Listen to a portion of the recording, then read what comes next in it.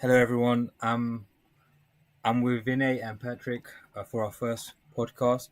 Vinay has an extensive history with Ethereum, and currently he's the CEO of Mattereum. Mattereum, as we will discover, is a market leader in innovations in the NFT space, and that is the main reason we're interviewing him on wanting to learn about what he's getting up to. Um, so, over to you, Vinay. Like, do you just want to go over your kind of background and how you got into crypto and then more specifically Ethereum? Sure. So probably the best place to start the story is when I joined the Ethereum Foundation in 2014. I come out of academia. I've decided that I'm going to go back into industry. I've been following crypto in one form or another for 20 years at that point. And so I join and choose to join the comms team in London. And I wind up basically doing the project management for the Ethereum launch and a lot of the early communications. Um, and then I spent about a year working at Consensus. And then I decided to strike out on my own and I started this thing called Mattereum.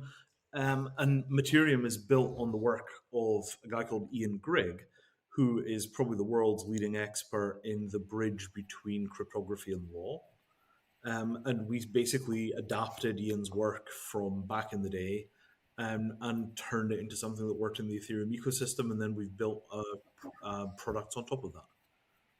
I say products plural because we started out with a pretty clean idea of doing just physical things, and now we're doing physical things, but also some kinds of intellectual property licenses. Interesting. And could you talk a bit more about Ian's work?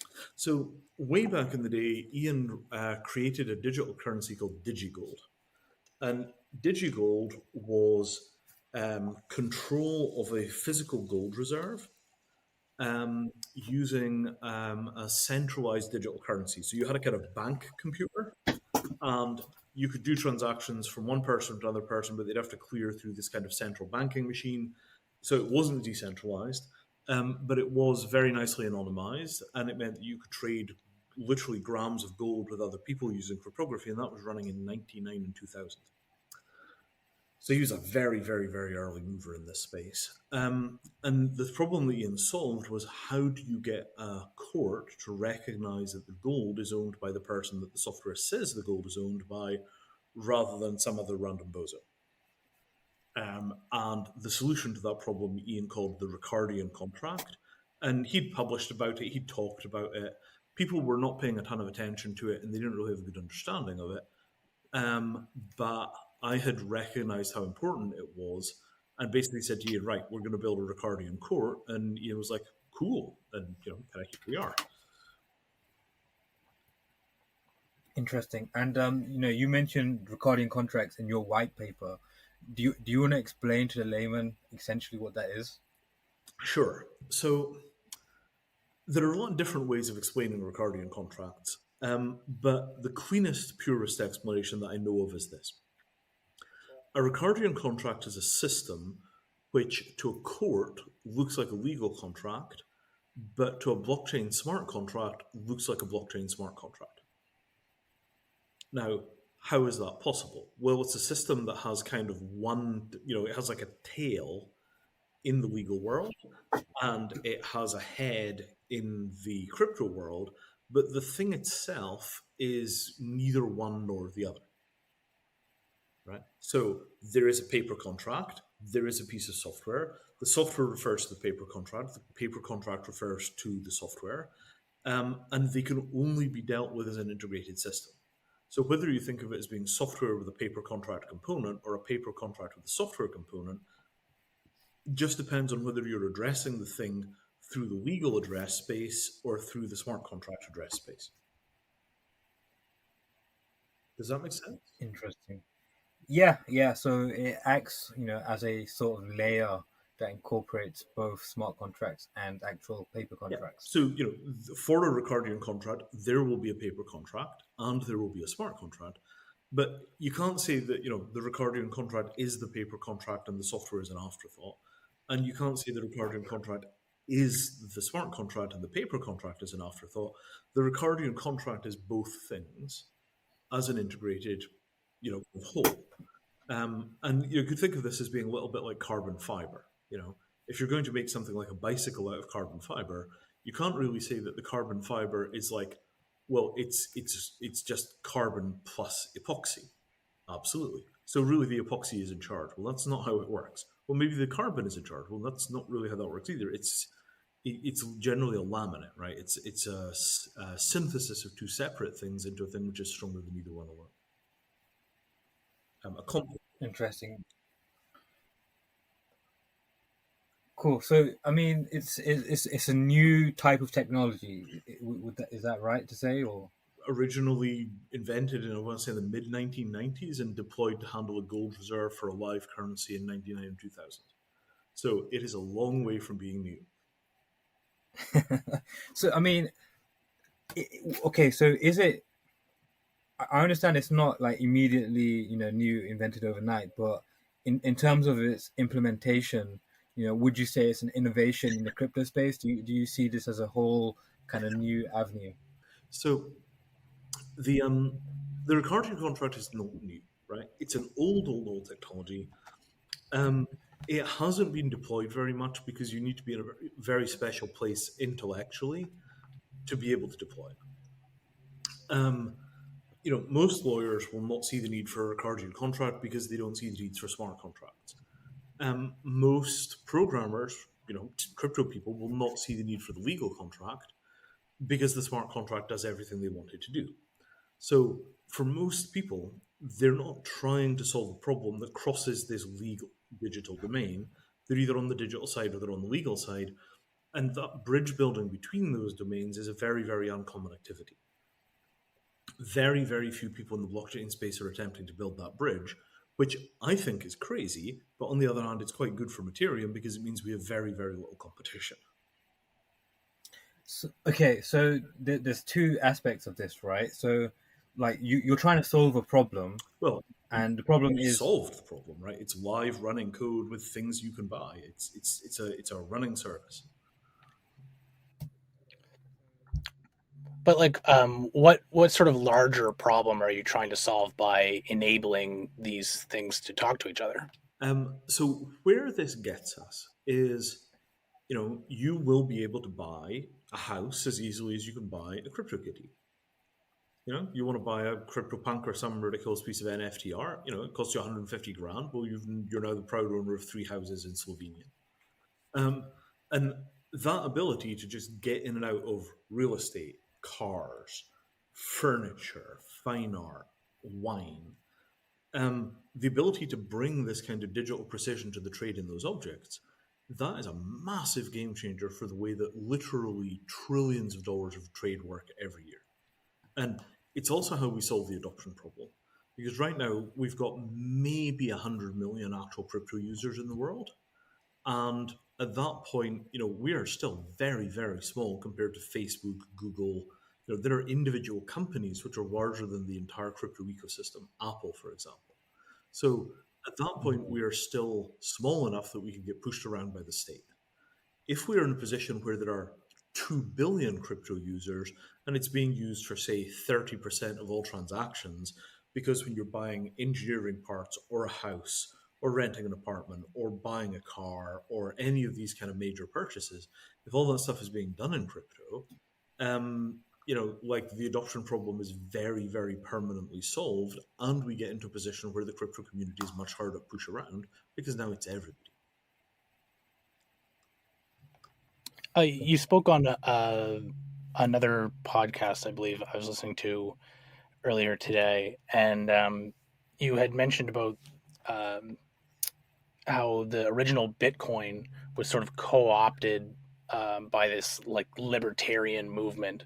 It sort of stopped it from maybe getting a larger user base, and like that use case was sort of almost destroyed by how everybody went against the banks and everything like that. Whereas if it was just like internet money, it may have done better.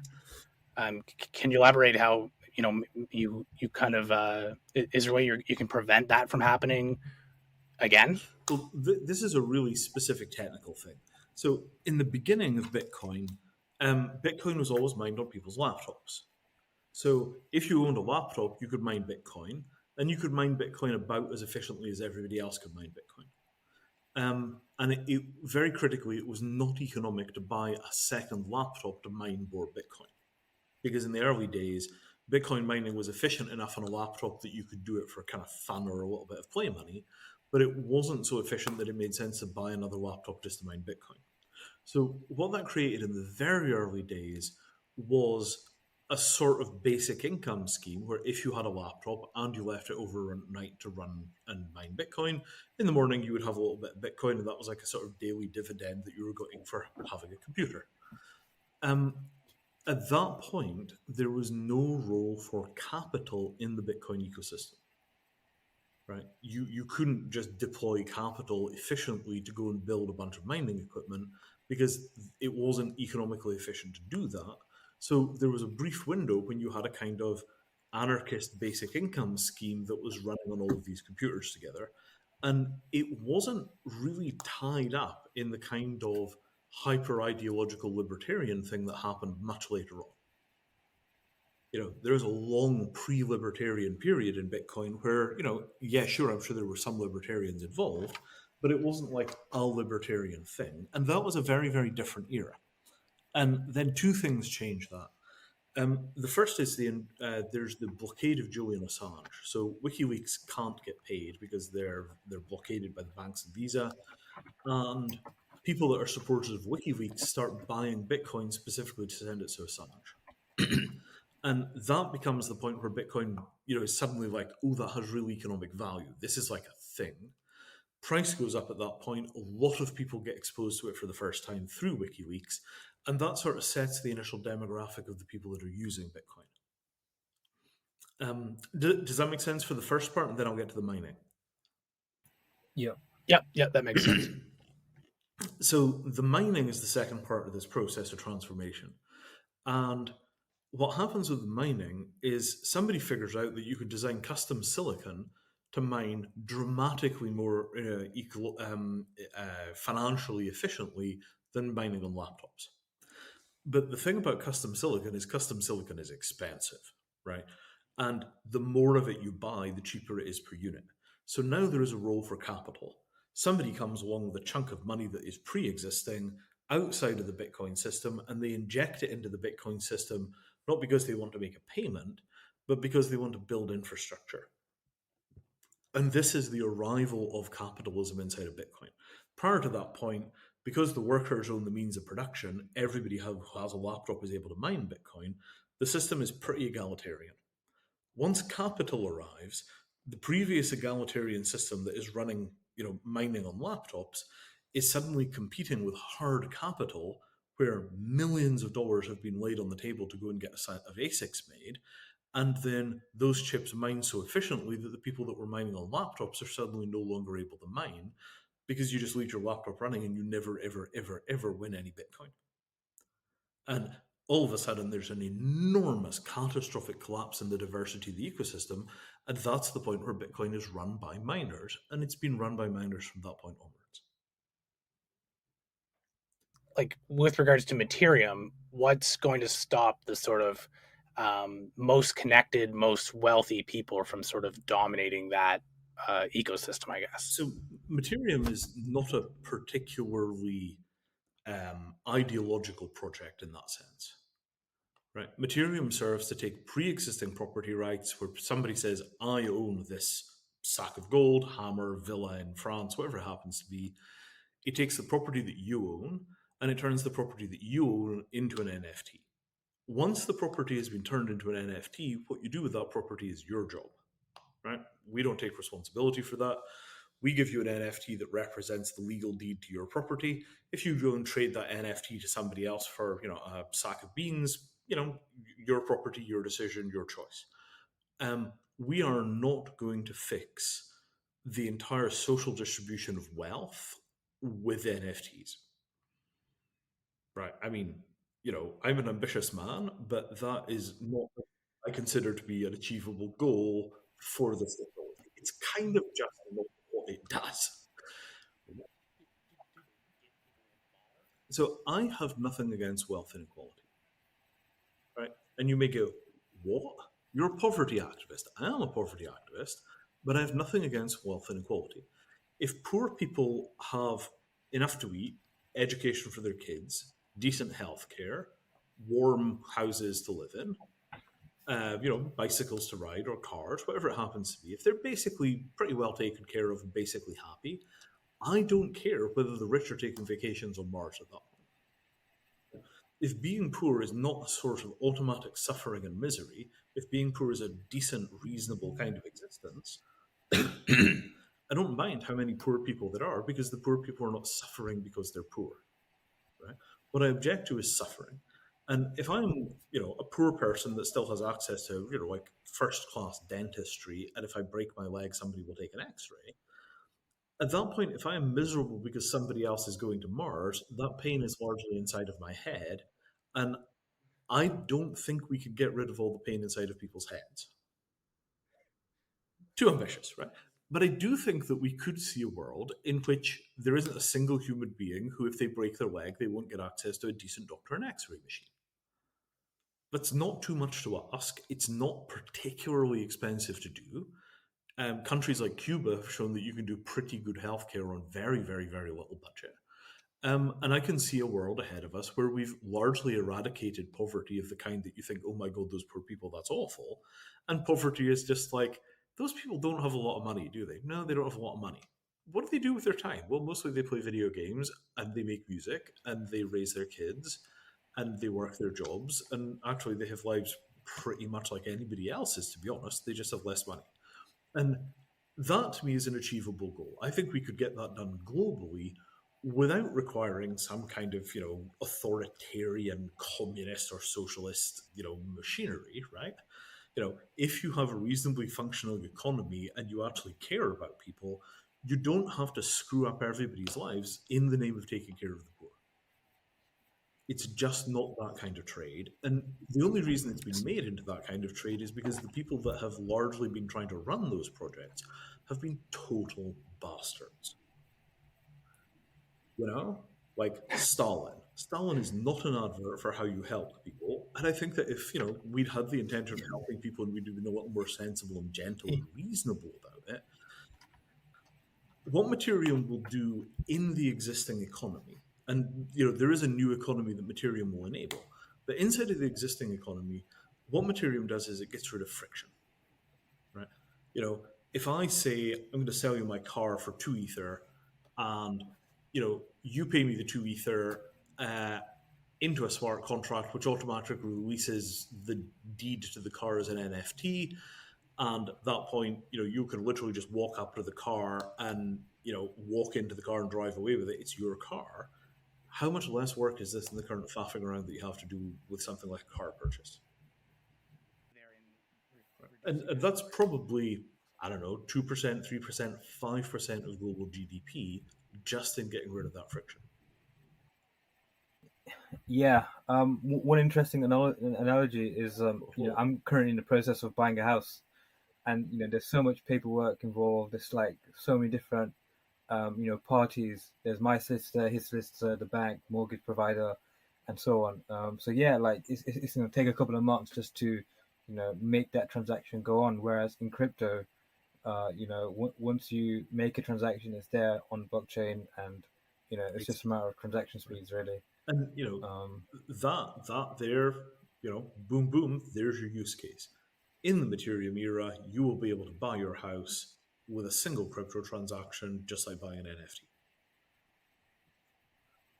So one question I've had regarding the legalities across borders.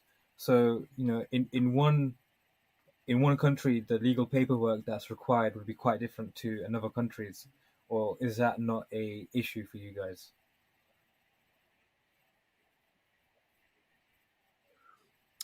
So it depends what kind of class of property you're dealing with, and it depends on what country the real estate is in. Yeah, real estate is a heck of a rabbit hole. So if you take something relatively simple like gold, gold is what they call chattel property. And chattel property is, generally speaking, like anything that you can throw into a truck and drive around with. So not intellectual property, not trademarks, not copyright, not patent, not real estate. Certain kinds of commodities, like, you wouldn't normally think of like 100 tons of pork bellies as chattel property, even though legally it might be. So for chattel property, the law is remarkably similar globally. If you're handling gold in China, or you're handling gold in Africa, or you're handling gold in South America, you will discover that for the most part, the law is pretty similar in terms of how we handle property. Like the world of physical things, we're generally fairly agreed on how that works. This is not at all true for land. Land is very, very regional. So where just reading the white paper here, one of your biggest arguments around the the additional capital and stuff that you'll be able to unlock here is how much larger the land property market is compared to basically every other market in the world. Mm-hmm. So what do you guys have sort of planned that will maybe make that easier, or like what can you do to like make those different laws talk to each other? So here, there's a lot of trickiness here, right? This is where we really get into the legal strategy. So the top level understanding that you have to start with is that real estate law varies everywhere, because real estate law is in many places several thousand years old. The Netherlands has a particularly recent reform where they went out and they digitized all of their real estate records going back 700, 800 years. Ooh, right? That's gonna be fun for you guys. Well, it was amazing, right? They wound up with scanned parchments of parchment is goat hide, right? So they wound up scanning goat hides in Old Dutch into their spiffy new computer system with translators' notes about what kind of Old Dutch it was and who you needed to get as an academic to come and read it if there was ever a problem with the property. And you're sort of like, you expect us to put this on a blockchain? But here's the thing, right? If you try and get at the real estate directly, every country has its own variation of totally messed up, weird real estate law, and it's a nightmare. But if you put the real estate inside of a corporation law is remarkably consistent all around the world, because that law is relatively modern compared to real estate law. And in a lot of countries, a foreign corporation is allowed to own land in that country. So you could have one corporation stashed away in, take your pick, right, Azerbaijan, and it could own real estate all over the world, and it could then give licenses to use that real estate to whoever it was that happened to own the relevant NFT. See what I'm saying? Mm-hmm, mm-hmm. So what we're attempting to do in all of these instances is basically just build the right kind of legal proxies such that you can move value around over the network without having to hit this constant maze of complicated local law. And it's not that you're ignoring the local law. You follow the local law very carefully to get the stuff into the proxy, but once it's in the proxy, you just move it around using the rules which are agreed by contract law between the proxies. Now, do you at one point see a instance where Mattereum has actually changed the nature of real estate law, for instance? We have collaborated very closely with the UK government's jurisdiction task force on the handling of crypto assets in the UK. And we made a number of suggestions to that group, which were, I think, also, we wound up with those suggestions being accepted. And I don't see any reason why we couldn't work with jurisdictions to modify their laws, but in most cases, you don't have to. Have you spoken at all with lawmakers in Wyoming? I've not talked to the folks in Wyoming. I am, and this sounds terrible, I'm trying to think of a less rough way of saying this. I am a little wary of what's happening in Wyoming. Okay. Do you want to expand on that a little bit? Same reason I'm a little wary of what's happening in El Salvador. The jurisdictions that are doing very, very radical, very adventurous stuff, I think stand a pretty good chance of having to roll that stuff back in a few years when people are just like, no, that's not how we're doing this. If I can get it to work in New York, and London and, big capital cities with conservative law and very, very well established real estate markets, these are the kind of places that I would rather go. Mm. But, I got to stress here that real estate is hard, right? I mean, I'm aiming to do a parking space in London in Q4 of this year. Q1 of next year, we're going to do probably an apartment or maybe land, this kind of stuff. But I'm not attempting to eat the entire real estate problem in like a year and a half, right? What we're going to do is we're going to work out a few specific instances where it works. Hey, we can do commercial land in, let's say, Vancouver, right? And you set up a market there where you've got it all smoothed out, and then you get that test market up and running. You learn the lessons, then you begin to scale the next market. Because nobody is going to just roll out a global real estate network that works everywhere in a single pass. Right? That's inhuman. Nobody is going to manage that.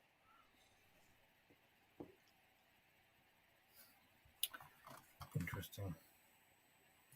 So in terms of asset classes, because I've talked to quite a few NFT, real world asset platforms, and they're all seemingly taking a different kind of approach in terms of what asset class they're focusing on.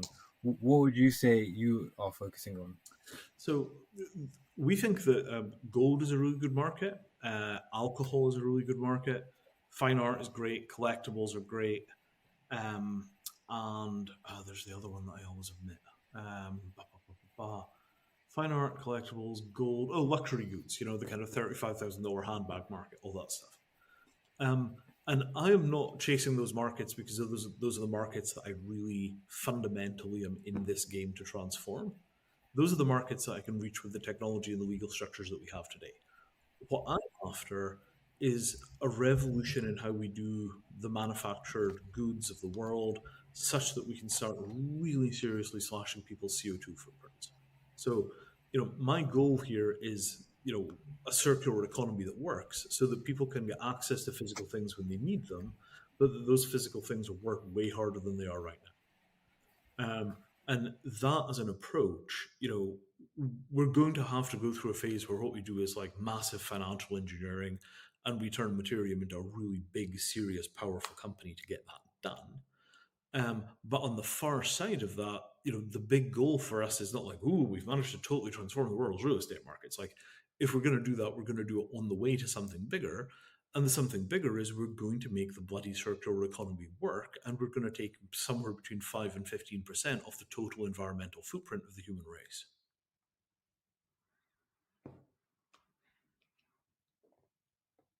Yeah, that's quite an ambitious target.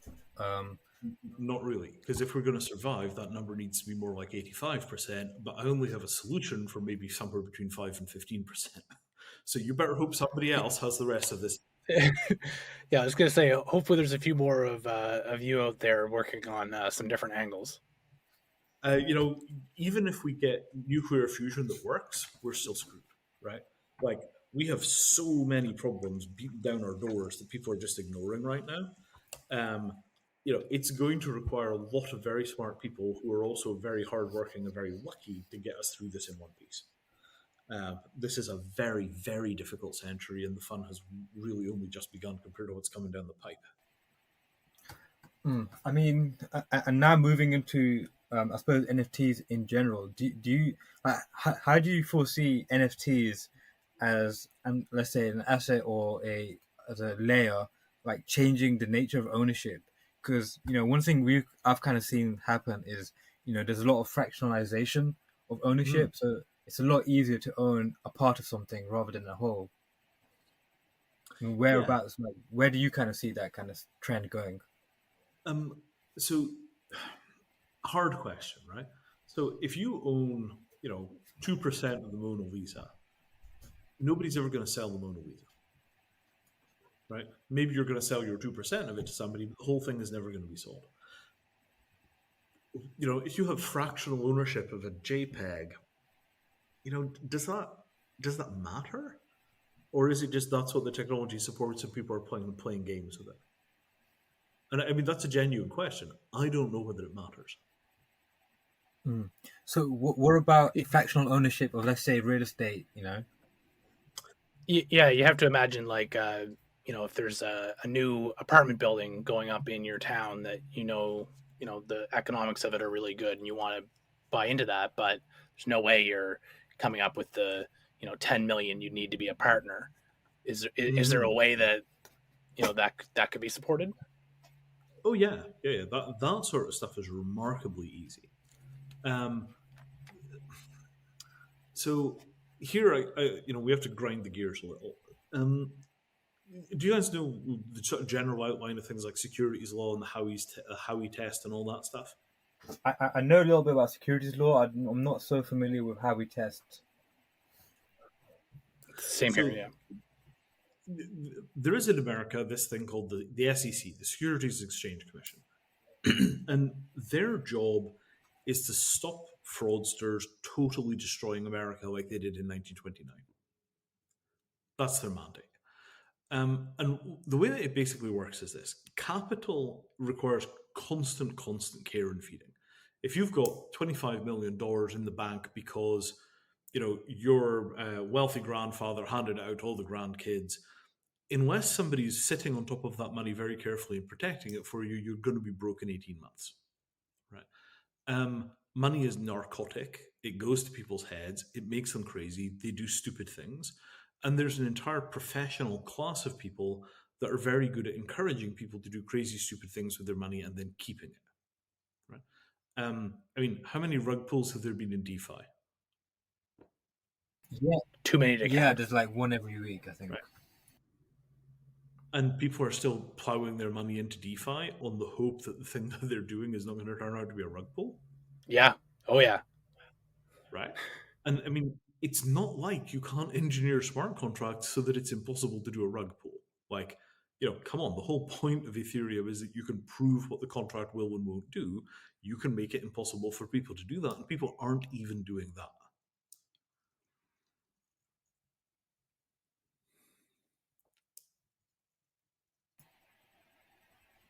Yeah, no, that's very very interesting. So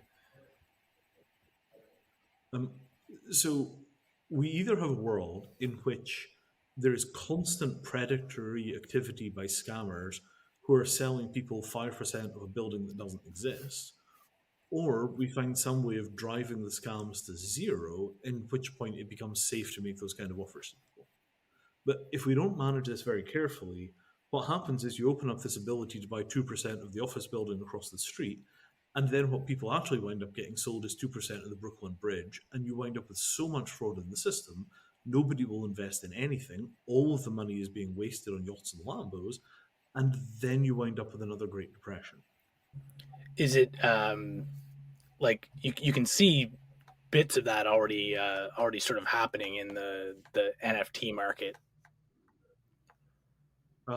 Right. And you can also see bits of that happening in America because, in case you hadn't noticed, America is bankrupt. You know, they're in a bad state, right? And it's not just America. Most of the Western powers got absolutely crippled by the 2008 financial collapse. And then they got re-crippled again by COVID. So, we're not in the position where just piling enormous amounts of very poorly managed risk into the global economy is good for the global economy. It's the kind of thing that is super, super toxic to the welfare of ordinary citizens. So the dialogue with the state is basically like, hey, this crypto thing does seem to be massively packed with rip-off artists. Maybe we shouldn't scale this to the rest of the population. You see what I'm saying? Yeah, there. It seems like the only mechanism currently to address fraud in crypto is like the public shaming and calling out of people who sort of commit it, which like works when the ecosystem is small, but that doesn't really work when you start bringing in, especially people that are not familiar with the space and don't know who maybe is trustworthy and who isn't. So for a system that's being sold on being trustless, that is certainly a underlying issue. That there's all these people that talk about it being trustless, but then they don't even read the contracts. They don't understand who they're actually putting their trust in. Yeah. And I mean, when we say trustless, right? I mean, like there is no way that one person could look at another person with a straight face in crypto right now and say that we have a trustless ecosystem. We have an ecosystem in which you can't trust anybody, but if we were correctly deploying these technologies, there would be no rug pulls. They would be impossible.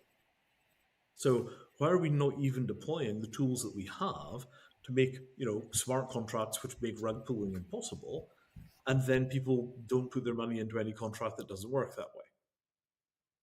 You see what I'm saying? Yeah, I definitely Like, get your point, but I think what will happen over time is that the system will become, let's say, anti-fragile, and it will adapt. And I think we're kind of seeing that on a large scale. Like certain protocols are definitely adapting to that kind of threat.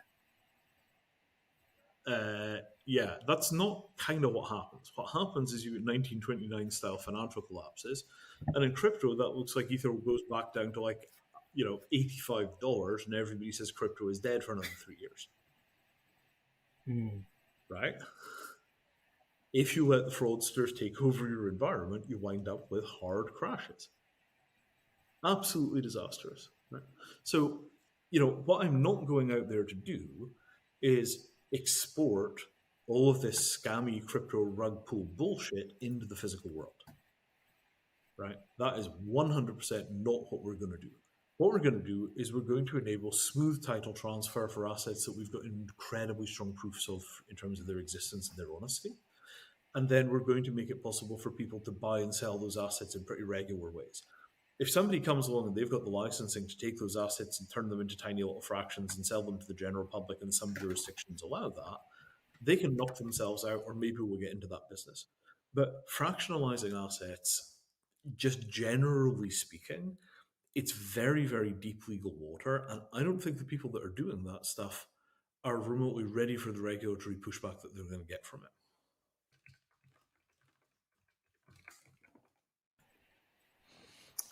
So, with all of this, I apologize if I sound like a, grumpy, kind of thug on this stuff, like, for God's sakes. But, how is crypto going to shake its reputation as being the world's largest collection of scam artists in one roof?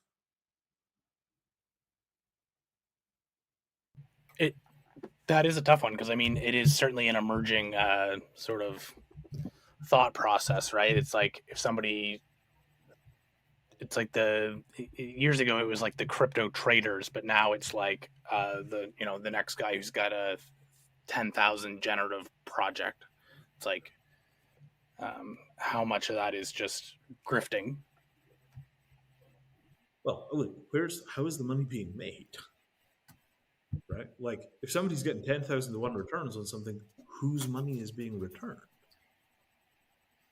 Yeah, I think it's that is what people would call a bubble. You're just selling on to the next person, and they take the risk. So yeah, I definitely see that, but like I don't know, I personally take more of a view from Shumpter, whereby crashes are in a sense good over a long period of time. No one likes crashes in the short term, but in the long run, what they do is essentially they sort out the noise from the signal. And I think my experience, I think that's happening with crypto, but I don't think it's happening enough. And I think bull runs are in a sense very bad for people that are actually building good projects. Because it just distorts capital allocation. Capital is just going in the wrong places, and like you said, there are like huge rug pulls, let's say. Well, and what we have is an enormous amount of actual crime. Mm. Rug pulls are frauds, right? If you do that stuff in the real world, you go to jail for 20 freaking years. Yeah. So the fact that we've gotten into a position where we're this tolerant of fraud, when I went into the Ethereum space, my assumption was that we were going to build a completely airtight, fraud-free ecosystem, right? We were going to build something where you could inspect the smart contracts all the way down the chain of smart contracts that were handling your money. You could hire somebody to go and audit those things. Even better, you could do actual like theorem provers and get actual mathematical proofs about the behavior of those contracts. And at that point, you could run a financial system that was 100% airtight, Mhm. right? Something that looked like a space station compared to the cobbled together garbage that Wall Street provides. And instead, what we've created is something that looks like a clown car at a circus, only all the clowns are on meth. Do you feel as though that like you're taking a very like idealistic view? Because and the reason I say that is because when you hear some of the very early pioneers of like computer technology and internet protocols, they had this kind of view that the internet is going to liberate humanity in a sense, and in many aspects I think it has. But there are other aspects where it's very there's Facebook, there's Google that are monitoring what you're saying. Mm-hmm. There's huge behemoths, but like, don't you think there is like and like a huge effect of people's like incentive structures? There are incentives to have these rope pulls, so people will do that. Well, I mean, people will do that as long as there's an incentive to do it. If they could do it and get away with it, they will do it. But at that point, what we've created is a criminal Wild West, and it will run until the feds completely destroy it. For, I'm just wondering, like, sort of for the same reason that most people can't, wouldn't read their whole mortgage agreement. Mm-hmm. Most people aren't going to read the full smart contract of whatever asset that they're buying. Is it unreasonable to assume that people would be able to look out for these sort of things? Somebody has to be looking, right? If nobody is looking, then what you're going to get is titanic amounts of fraud, and then what you're going to get is the federal government will come in and they'll start arresting people for those frauds, and they'll start, shutting down operations for securities violations, and they will gradually dismantle the entire crypto ecosystem to protect American citizens. Bitcoin will be worth $1, right? If you don't clean up the ecosystem to the point where it becomes something that you can safely integrate into mainstream commerce, the ecosystem will eventually get ground into submission by the feds. What would you say are the paths for that specifically in crypto? For cleaning this mess up? Yes. Well, I mean, you even look at the terminology, right? For rug fraud, for rug pull, what you really want to use is the term, right? Malicious fraud. Yeah.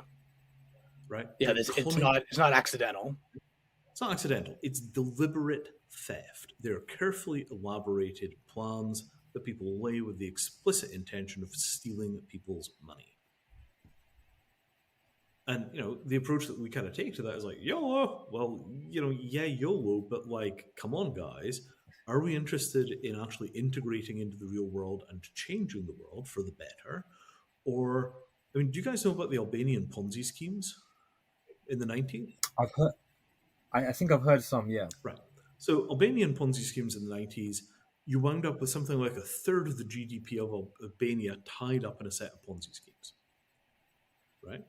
And eventually those Ponzi schemes collapsed and it took out the Albanian government, and there were any number of acts of total mayhem as a result, because people that had previously been one day quite rich were suddenly absolutely dead broke, and the entire mental model that they'd been operating inside of dissolved out from underneath them.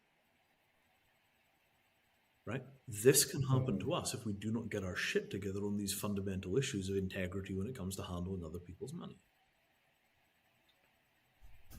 What do you think that we can do kind of to steer away from this idea of like the Wild West? Because I know for a lot of people that's a positive thing, and that's like maybe the whole reason that they're here is to get away from regulation. Yeah. Right. So if we're in a position where you have just vicious amounts of scamming and theft in the crypto ecosystem, and by the way, this also applies to losing huge amounts of other people's money because you've got bugs in smart contracts that wind up with like $150 million locked somewhere, right? If we don't start taking care of other people's money, eventually the feds are going to come and shut the whole thing down. Right? You cannot run a thing which is a financial system that has like 30% losses, from things like Bitcoin getting lost in wallets, and then makes up those losses by having a whole bunch of new people come in with new money to reinflate the bubble on the other side of that, right? Like, there's just no way. Yes, it's not sustainable. It requires constant, almost geometric growth. I mean, And that behavior is Ponzi-like, right? So yeah, it's the Albanian Ponzi schemes. Everybody was really rich until one day they weren't, right? So, ask me what is the best bull signal that I've ever seen for Bitcoin, yeah. What is it? right? Nigerians buying physical products from China from Bitcoin because they don't have access to dollars and foreign exchange accounts. Right? That Yeah. growth signal. American hedge funds buying Bitcoin, that is not a fundamentally bullish signal. Because at the end of the day, hedge funds are speculators. They've speculated on Bitcoin. They think it might go up. They think it might go down. They don't care. They're not using it for anything. They're buying it to sell it later, right? The Nigerians Yes. buying it to do something with it. And I think that's certainly one of the biggest reasons for a lot of the like hype around Cardano is their like organization with the Ethiopian government. So like even though the technology is still ephemeral, I would say a good half of that market cap is like speculation on there actually being a real world payment system going into place. Right. But this is only going to hold together, right, if we basically change culturally to the point where crypto is more secure than regular banking rather than vastly less secure. And this comes down to scam control. And you say, oh, but how can you have scam control in a decentralized network? Well, there are ways of doing it, right? I can take you through a set of the mechanisms for doing that. And in a sense, what Mattereum does is we do scam control for people that are going to do physical things. We've got a set of protocols, a set of legal and technical and smart contract machinery that gives us the ability to do fairly serious scam control for people that are buying and selling physical things using NFTs, right? You buy the gold bar from Mattereum, you buy a gold bar that Mattereum has done the warranties for, and the gold bar will actually be there. You see what I'm saying? Yeah. Because otherwise what we're going to get is another bubble where you've got a whole bunch of people who are selling bullshit NFTs for like, here's a Rolls Royce, enjoy our new Lambo token. You could go and pick up the Lambo from Singapore tomorrow morning. You turn up in Singapore, there's no Lambo, right? So, the goal of Mattereum is to make sure that as we open the gateway between the crypto world and the physical world, what we don't get is a massive rush of fraud across that gateway. Right? What we want is a portal between the physical world and the digital world, which literally just burns fraud to death if it tries to pass in either direction. And at that point, we can begin to build a really clean interface where the technology does what it was always supposed to, rather than being this enormous freaking circus of apes.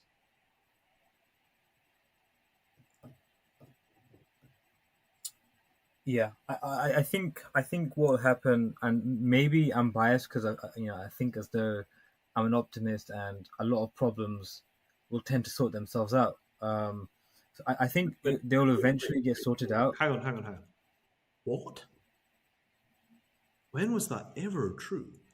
If you look outside of the world around you, you look at the news, what problems have sorted themselves out in the last 50 years? Well, I mean, education for one. The number of people being educated is improving, and I don't want to repeat. Wait, hang on. What have we just seen in the pandemic?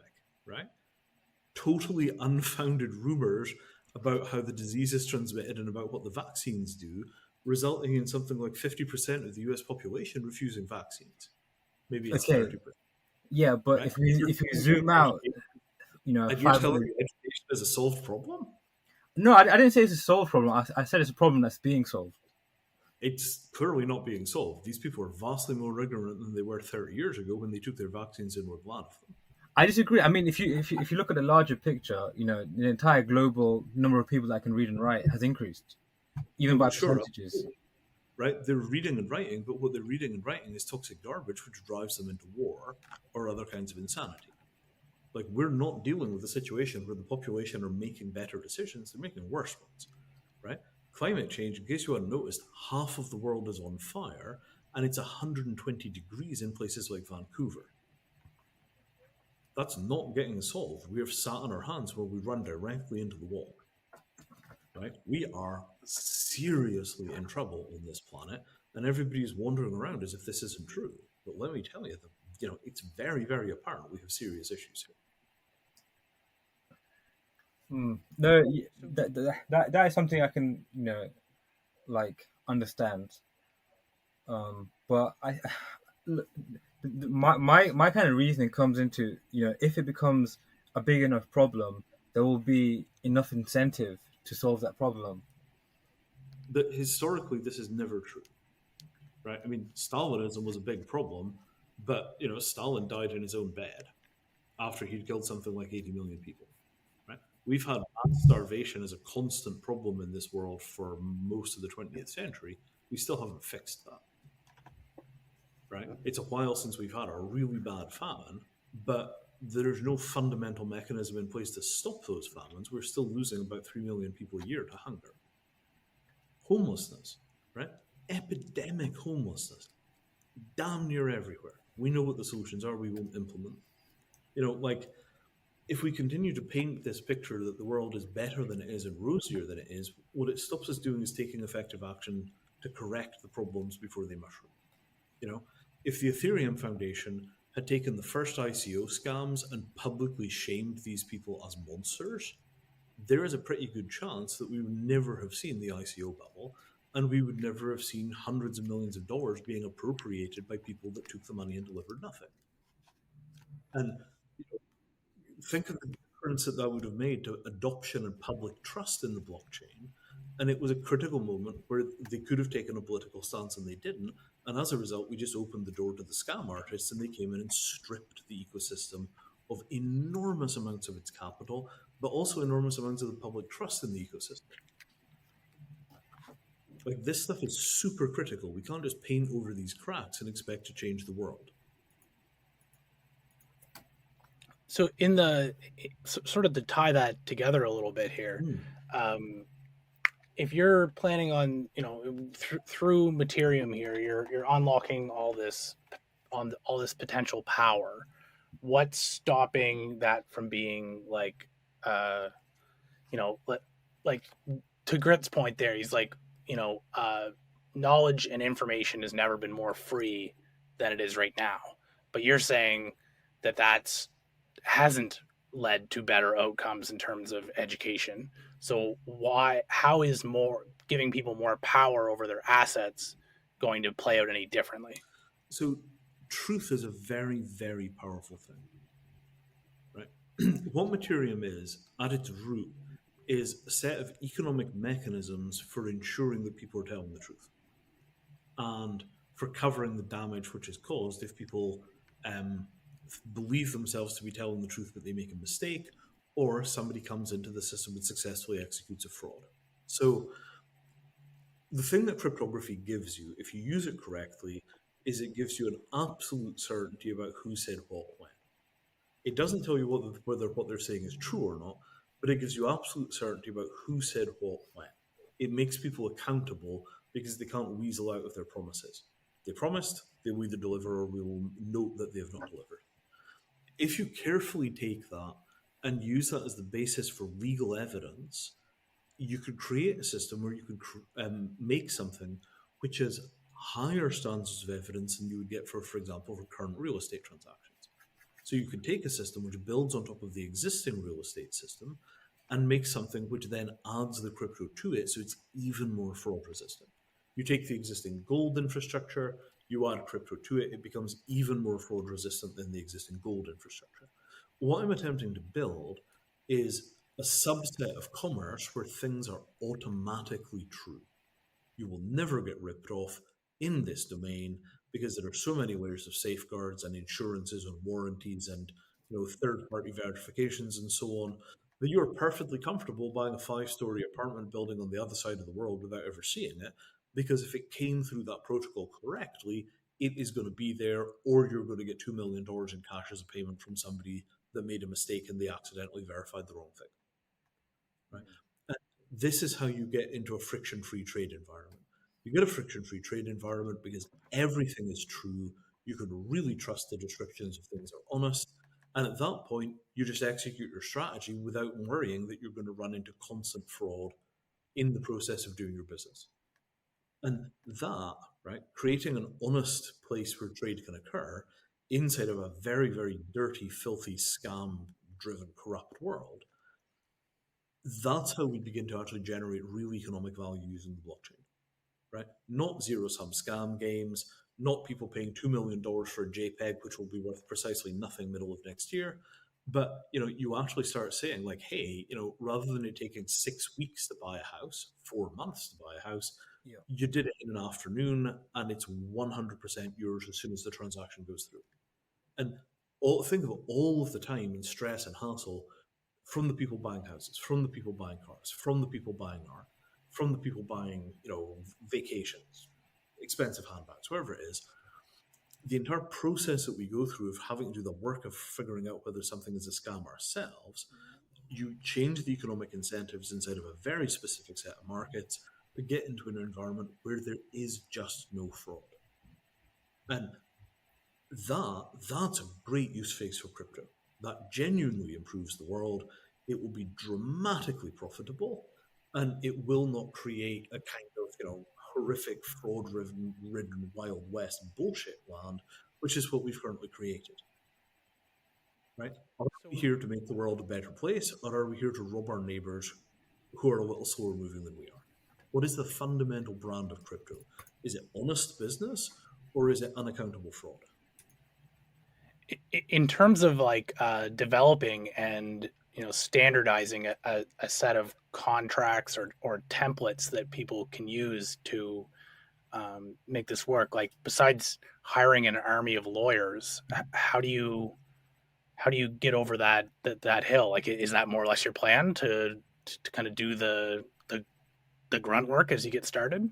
That's why it's taken us 4 years and several $1 million to get this thing up and running, right?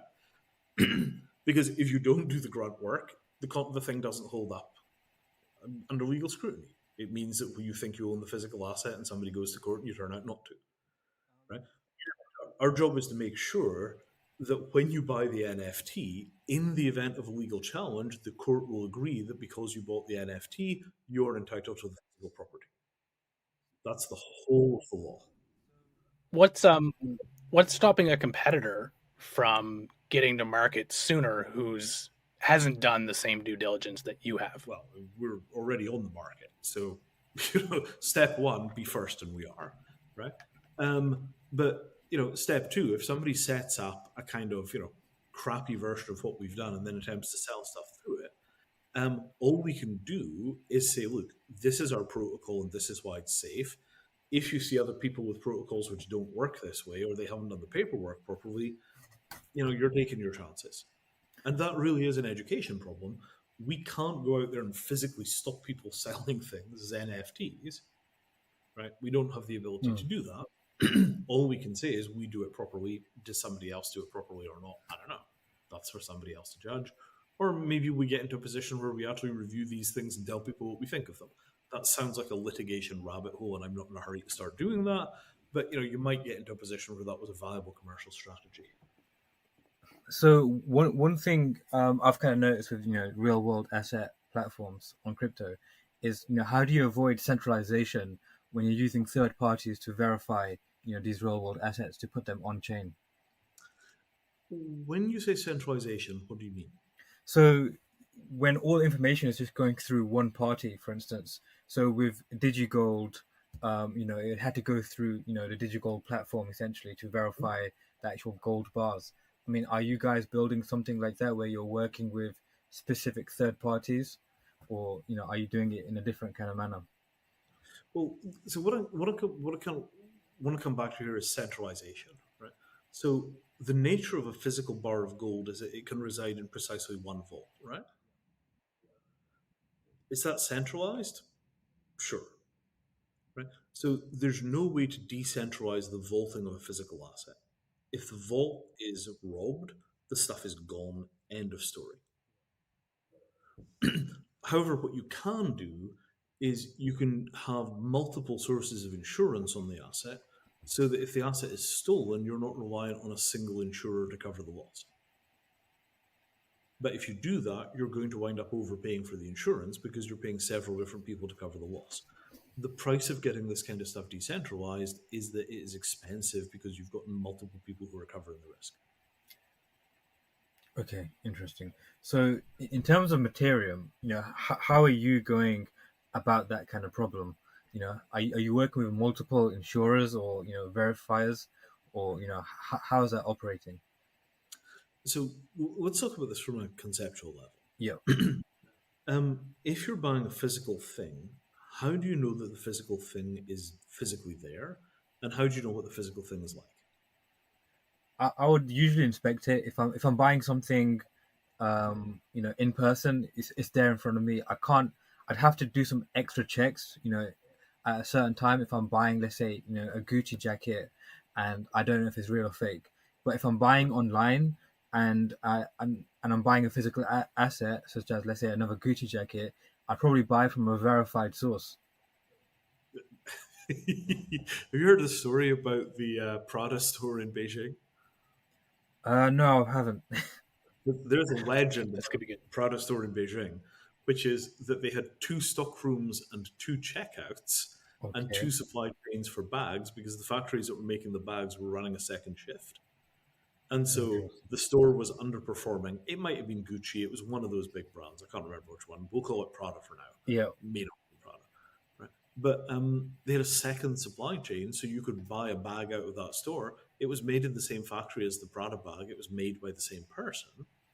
Yeah. But one of them was the genuine Prada bag, and the profit went to Prada, and one of them was the knockoff, and the money went straight into the pocket of that shadow supply chain.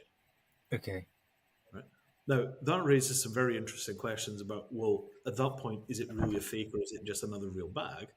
But let's say for the moment that we agree it's fake. There is no reasonable way that anybody walking into the Prada store and buying a bag would think that they were going to get a fake bag from the Prada store.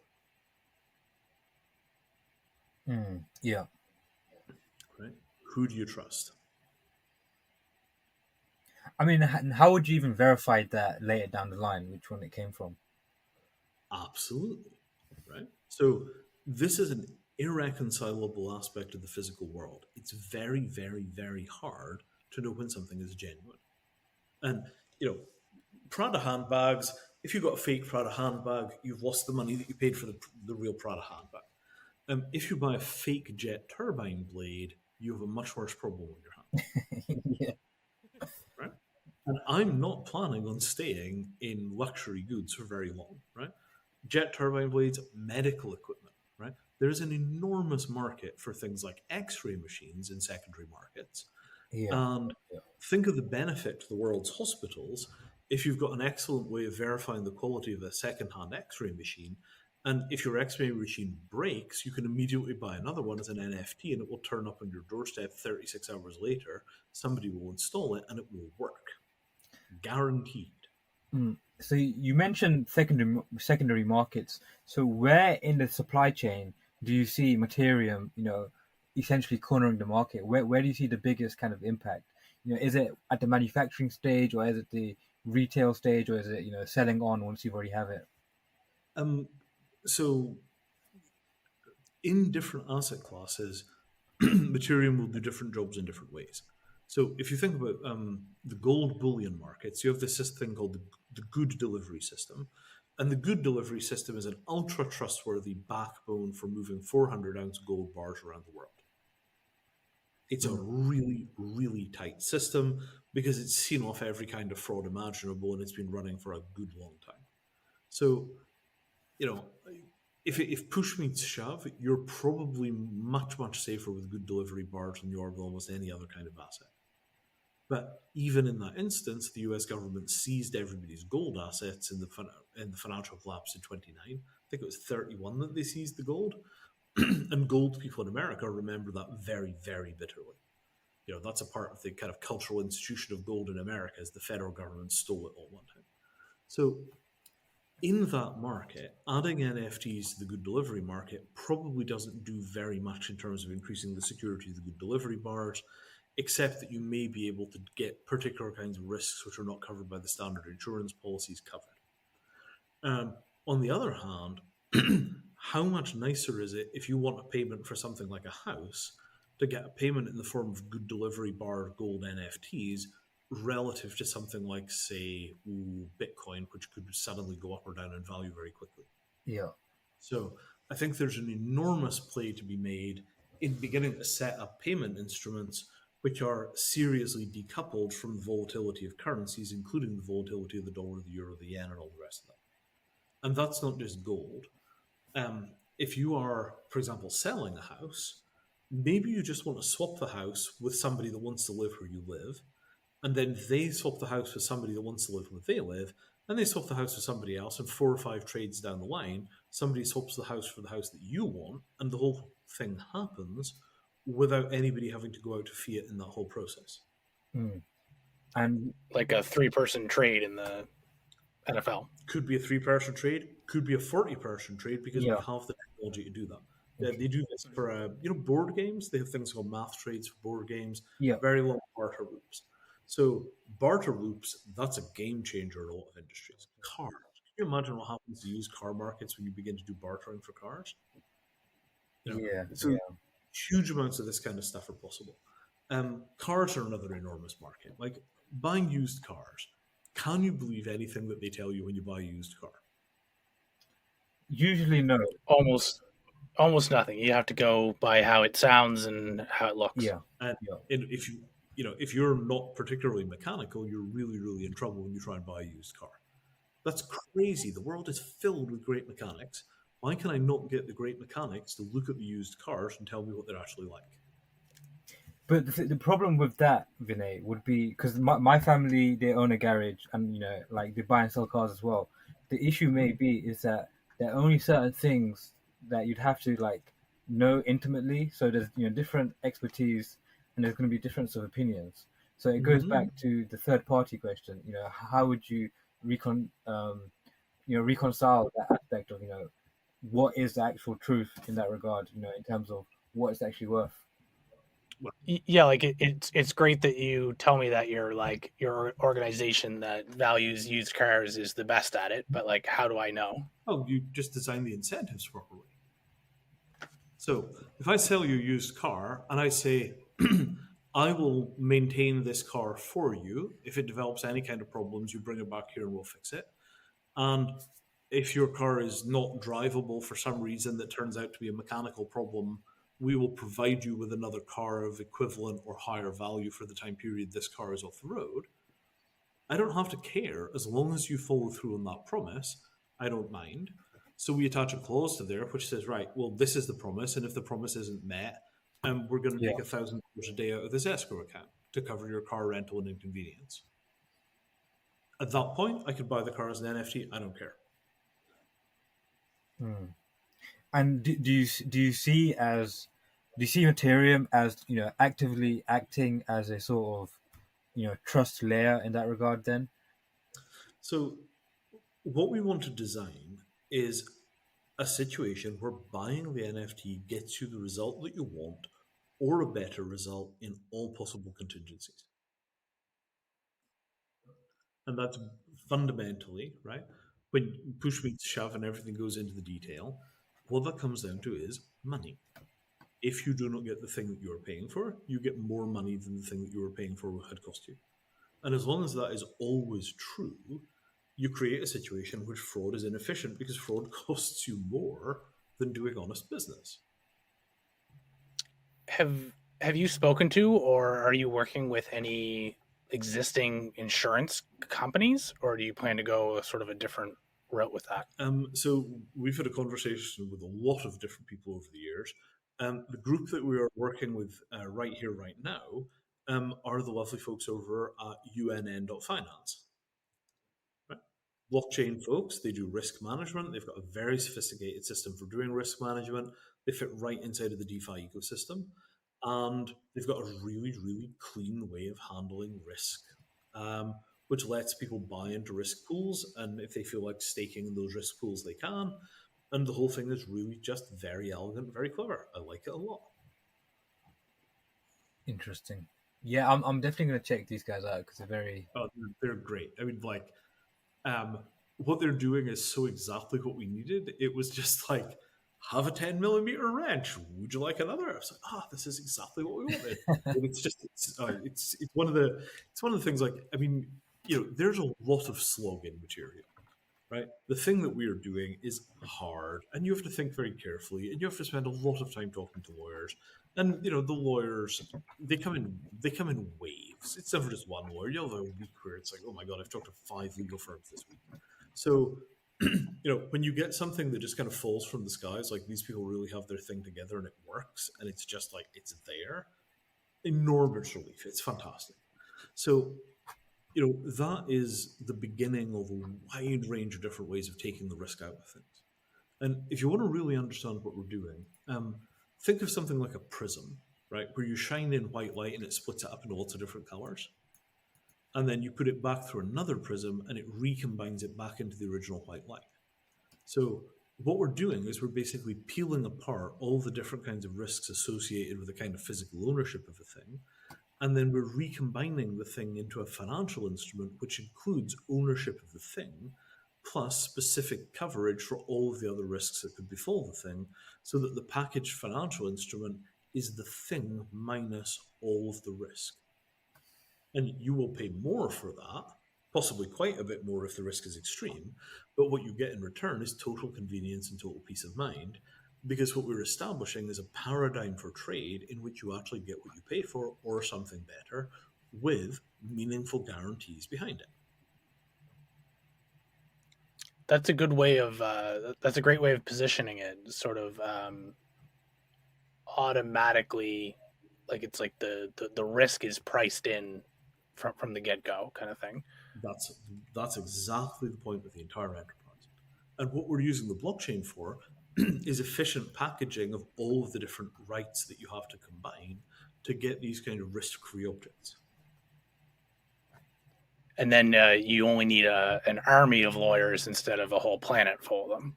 And legal work is reusable. Every used bar in a jurisdiction is kind of the same. Every gold bar, it's kind of the same. There's an enormous amount of overlap. And I only have one real last question. Aside from how you guys integrate with Union, my main kind of question is like, how do you guys handle like metadata?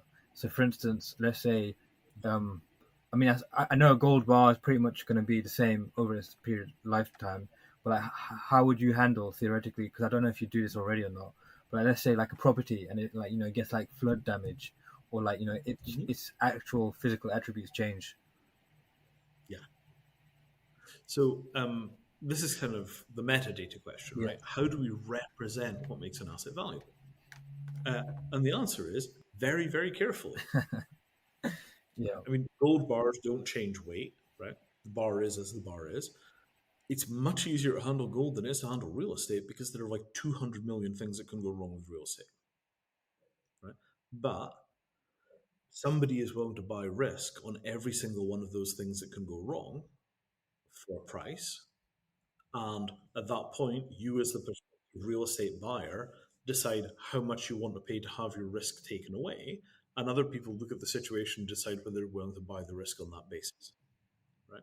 So we are building this out a little piece at a time, but in the long run, what we're talking about is risk-free commerce. You know what the price you're paying is. You know that you are in the clear at that price. If you want to pay a lower price and eat some of the risk yourself, you're perfectly free to do that. But we give you the option of going all the way to risk-free if you want to. And you see how that changes the way the world works in some really critical ways. Do you think there could be like a scenario where there's like a contract marketplace essentially where people could pay a premium for a Mattereum official contract, or they can risk it by going with the one that's like available? Yeah.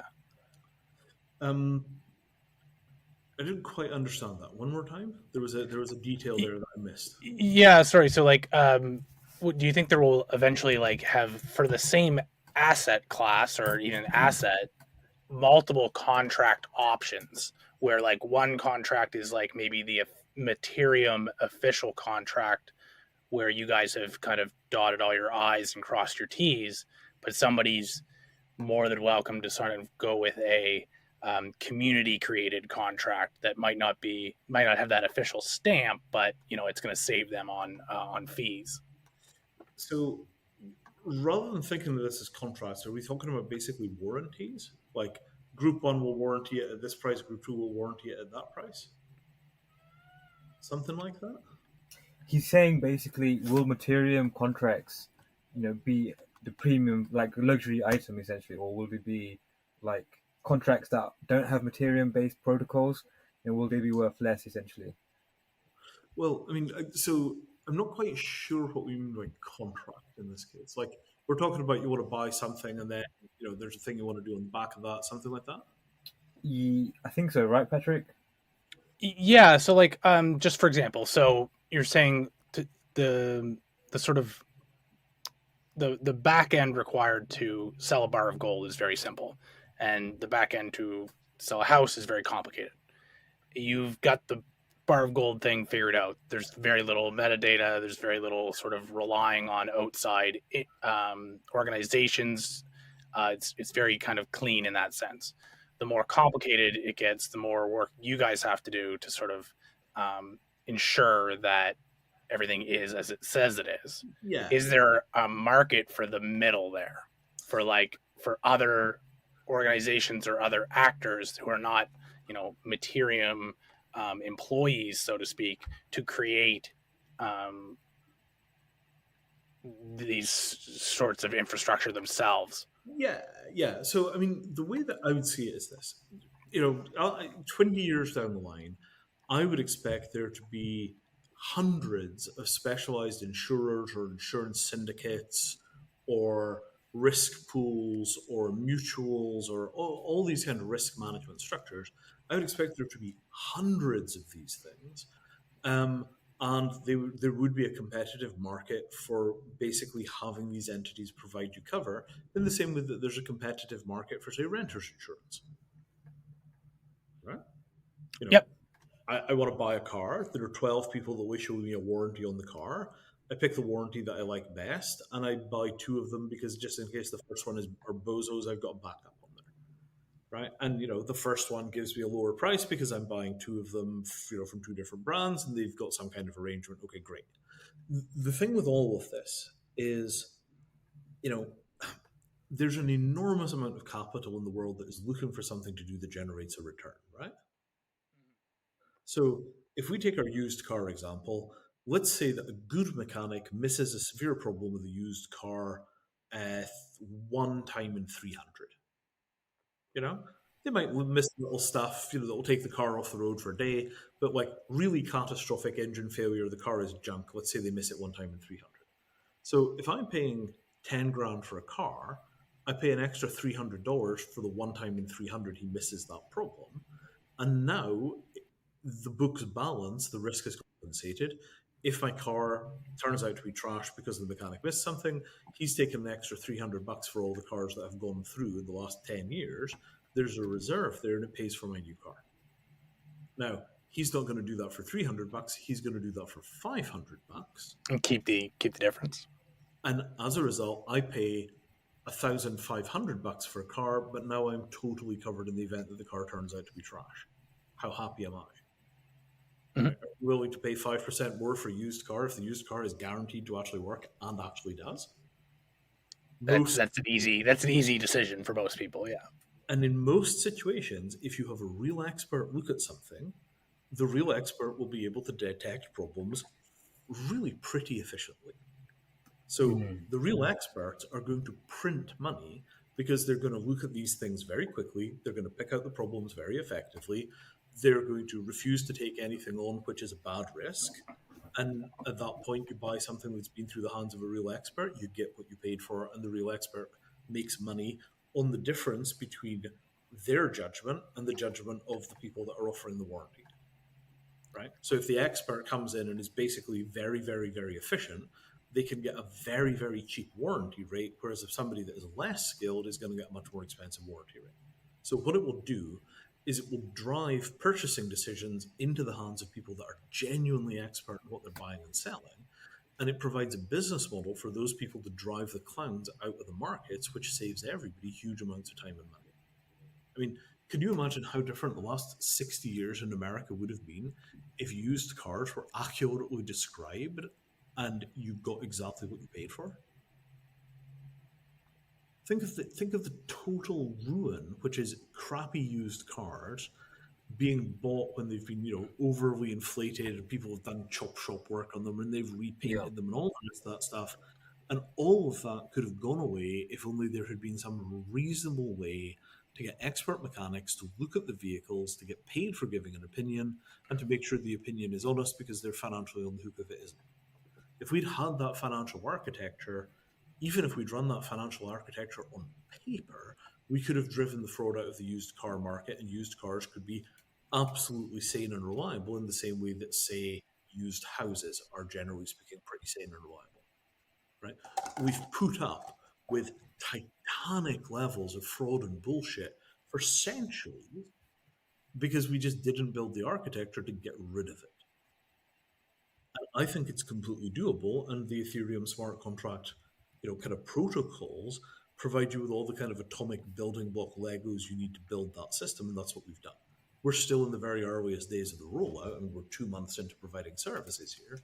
But you can see the direction of travel is a world without fraud.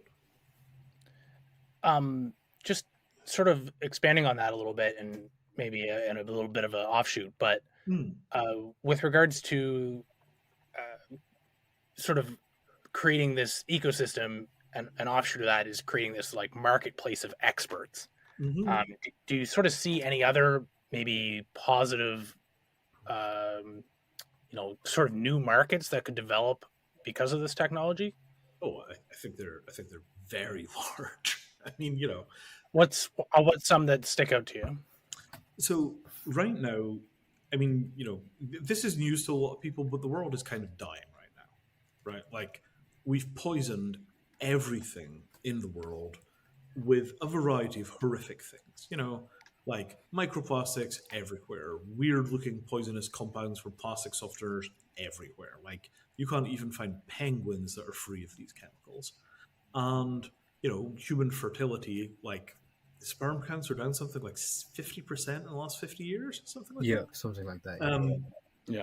Like, we are really seriously living wrong, and this is before we get to climate change, which is catastrophic and apocalyptic. So, I'm not a person that ignores those kind of problems. I used to work in disaster management, and my business card said, I don't get out of bed for less than 1% mortality. There was some model who said, I don't get out of bed for less than 10 grand, and it was, that was kind of a joke at the time. I don't get out of bed for less than 1% mortality, but it was true.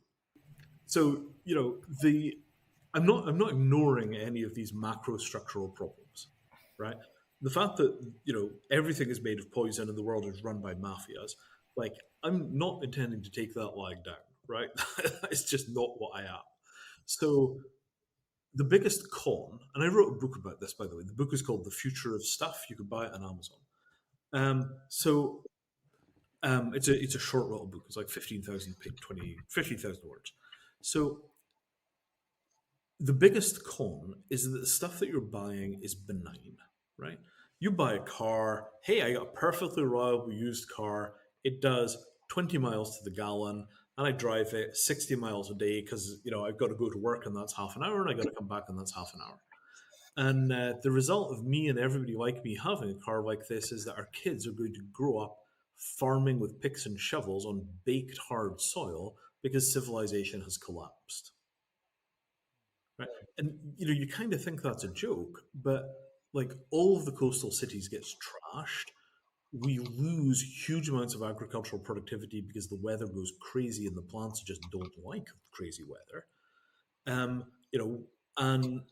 you wind up with things like entire countries with failed electrical grids because there's so much demand for electricity in unseasonably warm summers and unseasonably cold winters that the grids cave in and it destroys their industrial productivity.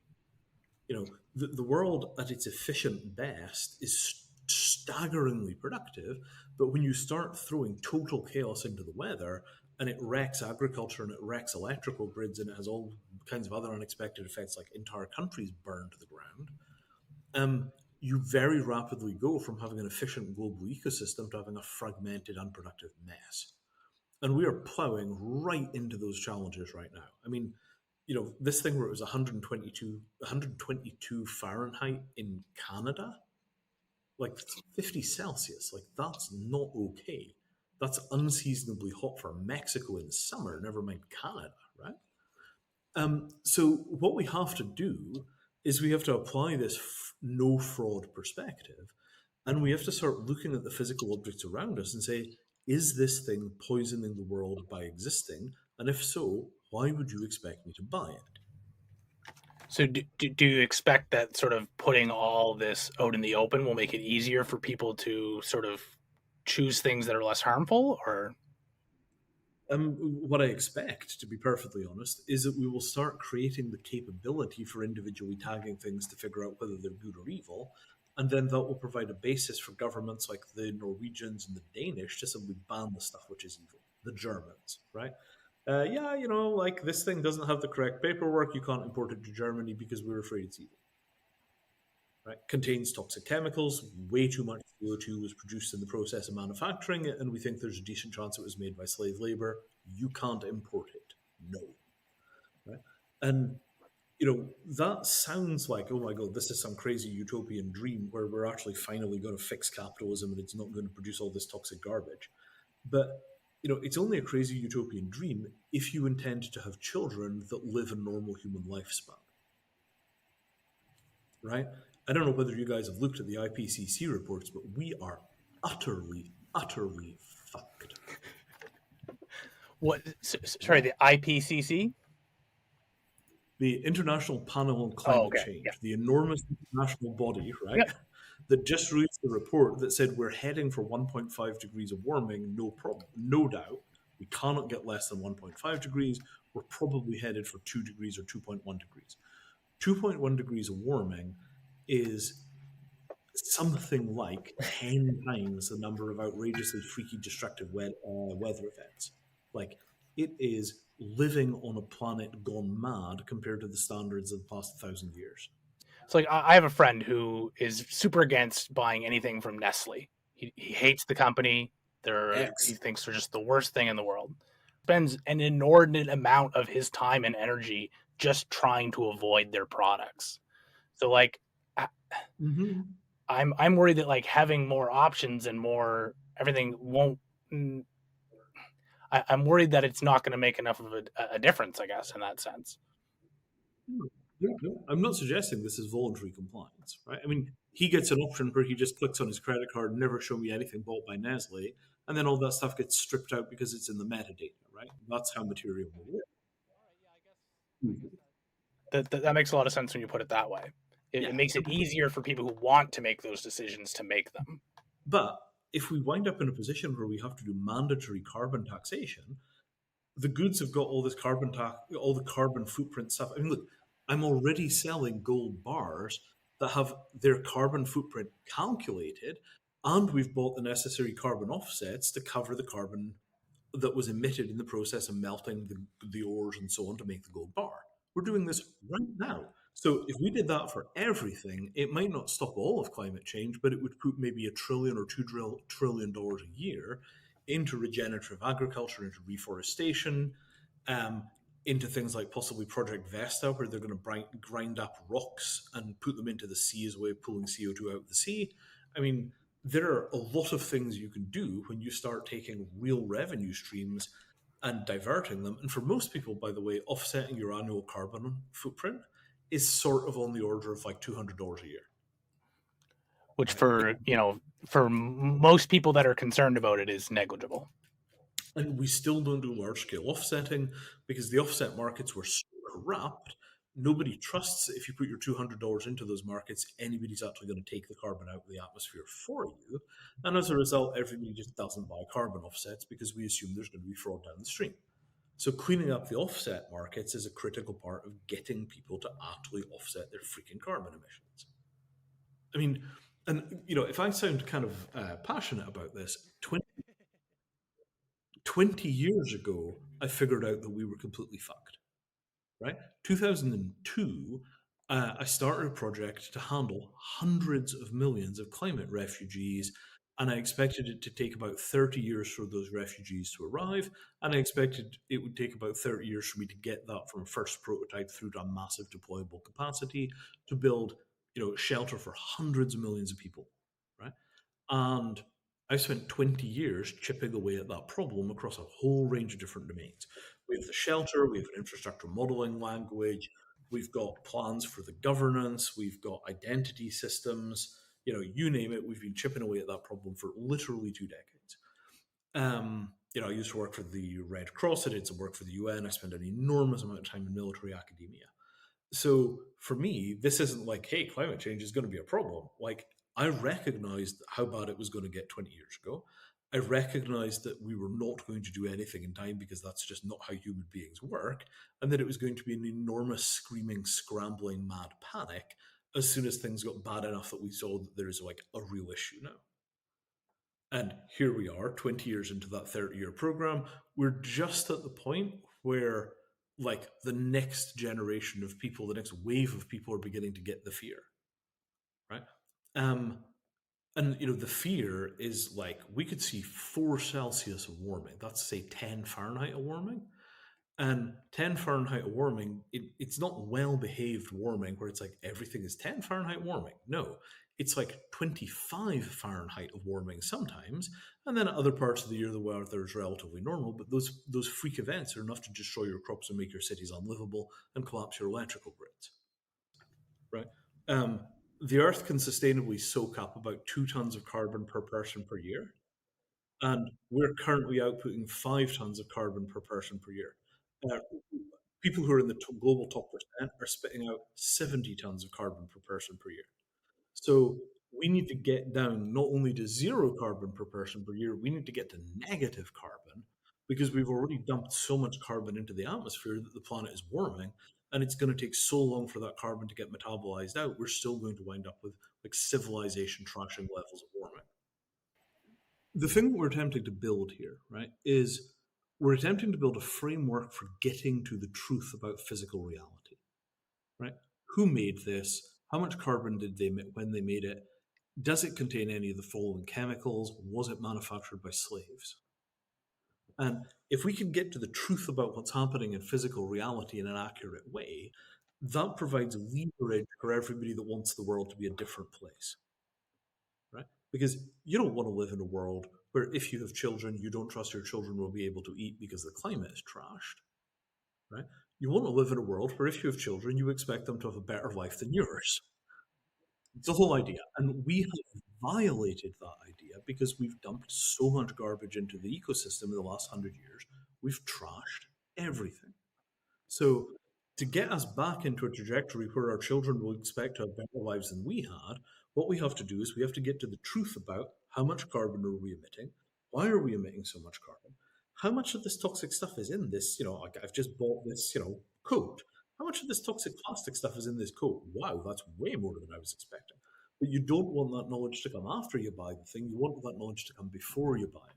So first line of defense is individual consumer behavior. Second line of defense is legislation, where if you've got accurate data about objects, governments can simply ban the imports of things which are too toxic, and we can begin to forcibly clean up the global manufacturing system before the global manufacturing system breaks goddamn futures. So, we're starting with the gold, and we'll do the $35,000 handbags, and we'll do the classic cars and the Magic the Gathering cards and all the rest of that stuff to build the skill, to build the experience, to build the volume, to get the systems working. But then the objective is to do every manufactured thing in the world so that we can provide the data necessary for people to be able to steer us away from the abyss that we're currently headed straight into. And I mean, to square the circle, I suppose it's the increasing of information that's going to be widely accessible is going to allow people, I suppose, to make informed decisions rather. And people's software agents. So if I have some kind of machine learning system and it's got access to all my purchase data, and I say, look, next year I want to have a third less carbon emissions than I had this year, and I also want to take the following 6 evil chemicals out of my diet, right? It could find me the least painful way of making those lifestyle changes. You will spend $7,500 re-insulating your house, and you will need to spend $4,000 trading in your crappy old car for a new electric car, which is much lighter and much cheaper to run. This thing will pay off economically in 6 years, but it will immediately meet your climate goals and your health goals. Boom. Because those machine learning systems, they can't help us optimize our footprints until they've got data. If we can't get the data about the physical world for the machine learning systems to run over, we're not going to be able to close the loop on this. We need something for the machine learning systems to run on. And the only technology that stands a chance of doing this is blockchain. You need a scaled blockchain unlike anything that we've ever conceived of, but we've got a few years for that scaling to happen. You need something which can handle about 20 times as much data as Visa handles today, but we've got the computer architectures that could theoretically do that. We're rapidly developing the software infrastructure to do it. Like, this is an achievable goal, right? It's not an achievable goal in 2 years. It's an achievable goal in somewhere between 10 and 20 years. But we could start with the heaviest stuff first, housing, cars, and the rest of this kind of stuff, which is where the majority of the money, but also the majority of the carbon are. And if we could get the things which have the most money and the most carbon straightened out on this policy of truth basis, then very, very rapidly that provides this system where individuals can express their preferences, and that can begin to cut our impact in one way. And then governments can come in on the back of that if they want to basically force choice where they have to. I mean, next to this plan, Bitcoin looks like a pop gun, right? This is by far the most ambitious thing that anybody's ever conceived of doing with the blockchain. And let me tell you, this is the future of the blockchain, because if we don't do something like this, there isn't really another technology that has the ability to get the global economy under control in this way. You can't do it with SQL databases. There's just no freaking way. So, this is the next step in a 20-year project to try and make sure that we don't completely destroy our world. And it has a side effect of running the entire global economy on the blockchain. That's a great. I think that might be a good point to end on. Absolutely. But this is what gets me out of bed in the morning, is like, I get up and I build a system to save the goddamn world. Because if we don't have a lot of people working on this stuff, what's going to happen is we're just going to lackadaisically slide into chaos, which makes Mad Max look like a brochure for a holiday.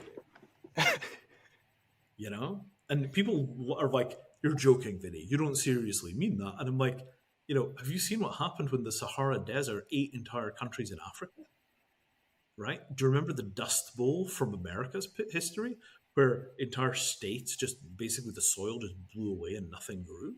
Imagine that, but everywhere.